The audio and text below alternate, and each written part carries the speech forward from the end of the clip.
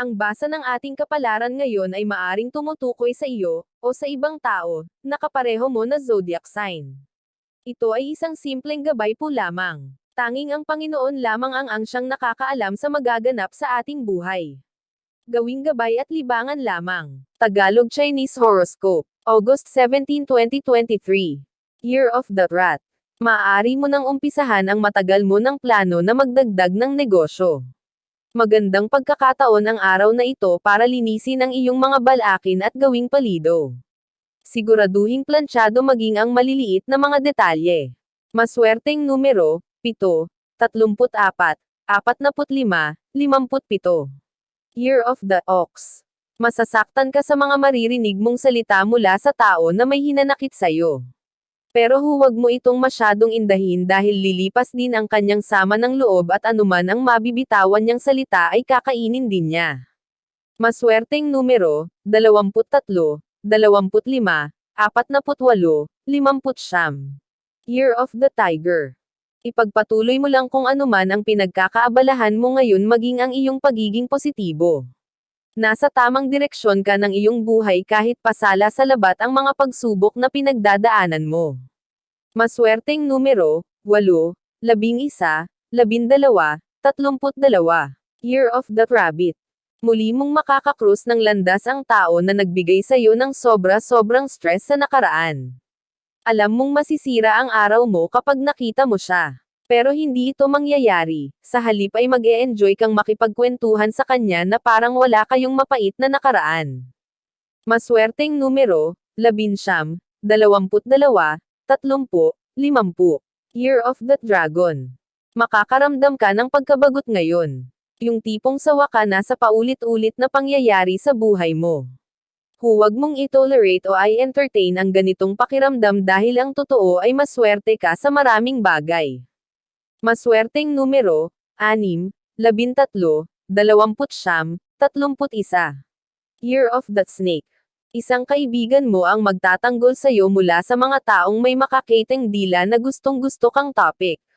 Ikatutuwa mo ang pagtatanggol na ito dahil of all your friends ay siya ang inaasahan mo na huling magtatanggol sa iyo. Maswerteng numero, 17, 23, 34, 55. Year of the Horse. Kakailanganin mong bantayan ang iyong kalusugan. Maghinay-hinay ka sa maaalat na pagkain at ganoon din sa sobrang tatemas. Malapit ka ngayon sa sakit at malaki ang posibilidad na ipahamak ka ng mga pagkaing walang nakukuhang sustansya. Maswerteng numero, 1, 7, 9, 14. Year of the Sheep. Hindi mo poproblemahin ang akala mo ay magiging sakit ng ulo mo. Ang proyektong iniatang sa iyo na akalain mong mabigat ay magiging magaan lang dahil sa mga tao na kusang mag-aabot ng tulong para sa iyo. Maswerteng numero, 4, 35, 40, 46. Year of the Monkey. Ang hindi niya pagpansin sa iyo ngayon at ang pansamantala niyang pananahimik ay hindi nangangahulugan na hindi ka niya iniisip. Ang totoo ay nag-iisip siyang mabuti kung paano kayo magiging masaya na dalawa. Maswerteng numero 10, 13, 24, 57. Year of the Rooster. Iwasan mo muna ang makialam sa problema ng iba.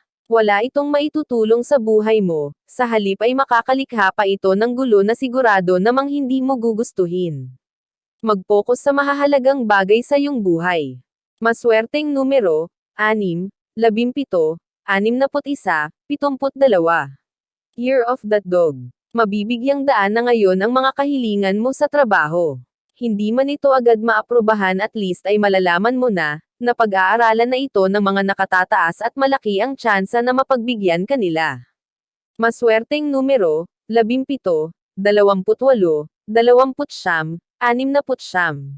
Year of the Pig. Ngayon mo makukumpirma na tama ang iyong hinala. Subalit hindi mo kailangan na magpadalos-dalos ng desisyon. Kakailanganin mo munang pag-aralan ang sitwasyon at kung paano ito masosolusyonan nang hindi ka madedehado. Maswerteng numero, 43, 56, 64, 73. Iyan ang Tagalog Chinese Horoscope. August 17, 2023. Maraming salamat.